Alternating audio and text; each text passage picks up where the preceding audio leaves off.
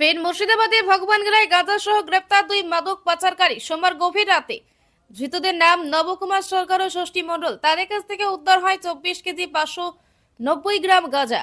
Police সূত্রে জানা যায়, গোপন সূত্রে খবর পেয়ে ভগবানগোলার এসডিপিও উত্তম গড়াইয়ের নেতৃত্বে ভগবানগোলা থানার পুলিশ কালুখালী ইন্দ্র ঘোষের বাগান এলাকায় নবকুমার সরকার নামের ব্যক্তিকে গ্রেফতার করে। তার কাছ থেকে উদ্ধার হয় 24 কেজি 590 গ্রাম গাঁজা।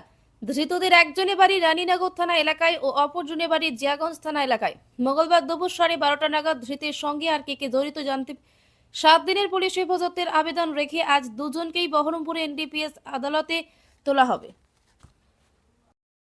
আজকে একটা সোর্স ইনফরমেশন ছিল আমাদের, সেই সোর্স উপর বেস করে আমাদের OC Bhagwangola sub inspector Biswajit Haldar ও টিম নিয়ে রেড করে প্রায় 24 কিলো 500 গ্রাম গাঁজা রিকভারি করে এবং পুরো প্রসেসটাকে আমরা এখানে ভিডিওগ্রাফি করা হয়। আমি এবং আমার সিআই ভগবানগোলার প্রেজেন্সে পুরো সার্চ সিজার করে ভিডিওগ্রাফি করে প্রসেসটা কমপ্লিট করা হলো এবং এদের এগেনস্টে স্পেসিফিক এনডিপিএস অ্যাক্টে এদের কেস করা হচ্ছে। এরা বেসিক্যালি বিভিন্ন জায়গা থেকে যেটা পাওয়া গেছে এরা গাঁজা কালেক্ট করে এবং সেটাকে কম্পাইল করে বাইরে পাচার করে।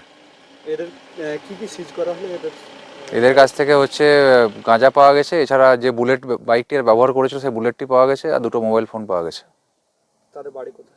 একজনের বাড়ি হচ্ছে রানীনগর, একজনের বাড়ি জিয়াগঞ্জ।